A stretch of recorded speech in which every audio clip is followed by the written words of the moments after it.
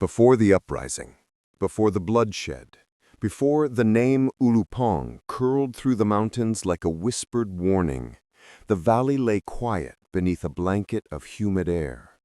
Coconut trees swayed lazily. Rivers carved silver lines through the forest. Farmers began each day with their backs to the soil and their prayers to the sky. But beneath that peace lived something broken. A fear so silent it blended into daily life. A fear that arrived with boots, with rifles, with orders shouted by men who mistook power for authority. Villagers had grown numb to the pattern. Troops marching into the barrio, rifles pointed at fathers, rice fields seized in the name of taxes, and mothers hiding their sons before nightfall to escape being taken by force. The countryside had become an open wound, and the government forces commanded by Captain Garrido treated it like their playground. Most people endured quietly, except one man, a man the villagers barely knew, a man who never stayed long enough to become familiar, a man with a silence so heavy it felt like a storm waiting to break. His name was Daniel Recio. But in the jungles, in the rebel camps, in the whispered stories carried by terrified soldiers, he had another name, Ulupong, the serpent. Chapter 2. The Return of the Man They Called a Ghost. Daniel returned to San Isidro, not as a hero, not as a fugitive, but simply as a man seeking a place where no one would call his name. He walked with the fatigue of someone who had seen too much violence to glorify it. To most villagers, he was a stranger. To the elders, he was a memory resurfacing. To the children, he was a quiet giant with haunted eyes. He stayed in the abandoned hut by the river, repairing walls, fixing the path, helping farmers when needed. He asked for nothing in return. But his presence carried weight. He had the posture of someone who understood danger intimately. He scanned crowds without appearing to.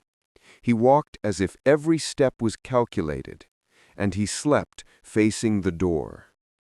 Whatever life had shaped him, it had carved more scars in spirit than in flesh. The villagers sensed something unusual, not evil, not threatening, just controlled, as if every piece of him was held together by discipline forged in places he would never speak about.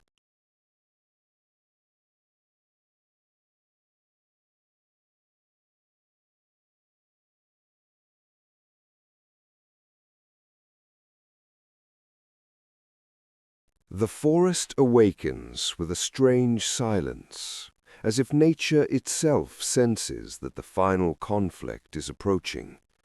What once felt like a vast wilderness now pulses with tension, carrying the echoes of footsteps and whispers that do not belong to wildlife. Commanders, soldiers, loyalists, traitors, everyone is moving simultaneously toward a point where fate demands convergence. And at the center of all these movements stands the man the mountains have begun to speak about, the figure whose presence has become both myth and warning, Kumander Ulupong. The journey that brought him to this point has carved deeper marks on his spirit than any blade could leave on his skin. Every choice he made in the previous struggle is now returning to him like fragments of a long, heavy dream. Faces of fallen allies appear and disappear in his memory as he begins his descent from the ridgeline, walking toward the valley where the enemy has gathered. He does not walk with haste, nor does he walk with hesitation. He walks with the weight of someone who understands exactly what must be done. Word of his approach spreads ahead of him. Rebel lines whisper his name with reverence, while the syndicate forces spit it with dread. Yet in both tones lies the same acknowledgment. He is a man whose resolve cannot be bent, a warrior who becomes most dangerous when standing alone. But even he knows that this final chapter requires more than solitary strength. It requires the awakening of a people who have suffered too long under cruelty disguised as power. Down in the valley, the enemy camp grows restless. Their leader, hardened by corruption and arrogance, refuses to accept that one man could threaten the empire he built through fear. But beneath his confidence is an undercurrent of panic. He has seen outposts fall, shipments vanish, and his own men turn against him after witnessing the quiet intensity of the man they call Ulupong. The poison of rebellion has slipped into his ranks, dissolving the loyalty he once bought with intimidation. The attack begins long before any bullet is fired. Ulupong dismantles the outer perimeter with movements that feel more like instincts than strategy, swift, precise, almost invisible. He does not leave corpses on display, he leaves gaps, openings, cracks in the foundation of the enemy's defense. The silence he creates becomes louder than gunfire would be, because it forces the enemy to confront the truth. The shadows are no longer their allies. By the time his presence reaches the heart of the valley, the men stationed there no longer see themselves as soldiers. They see themselves as prey.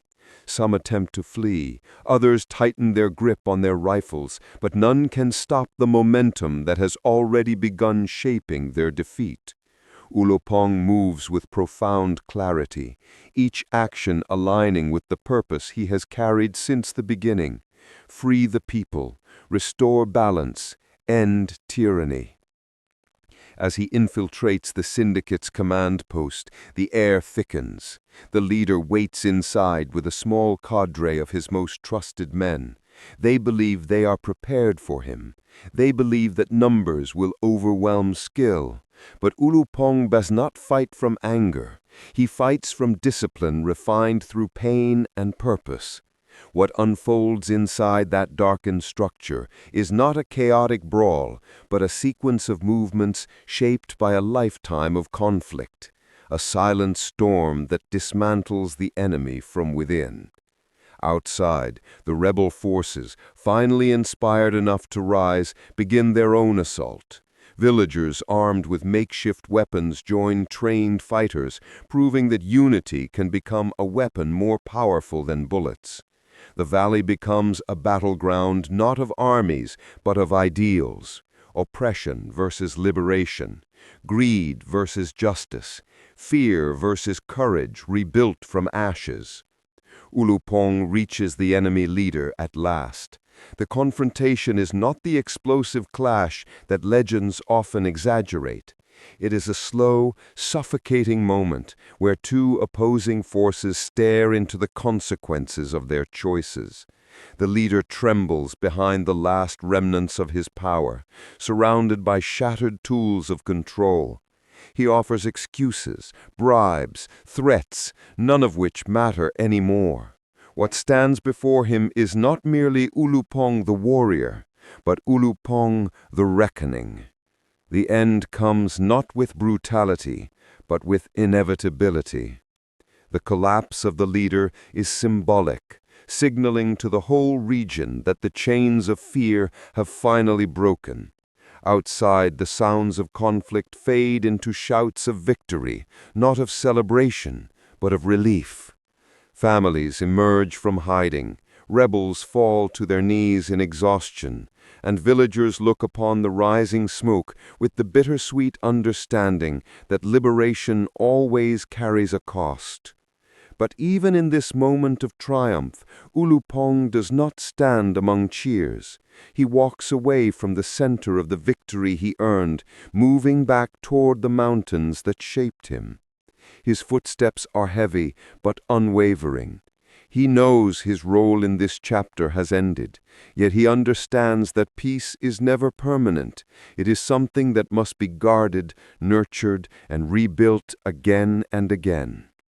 He leaves behind a valley forever changed, a people awakened, and an enemy empire dismantled at its core. What remains in his heart is not glory, but quiet acceptance.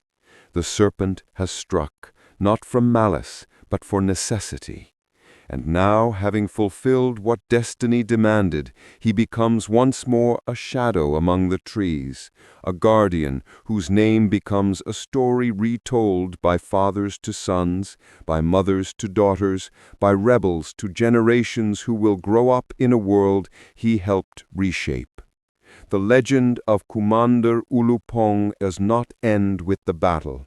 It begins after it, where peace finds its footing, where justice finds its roots, and where the sacrifices of one man echo across the years as a warning to future tyrants.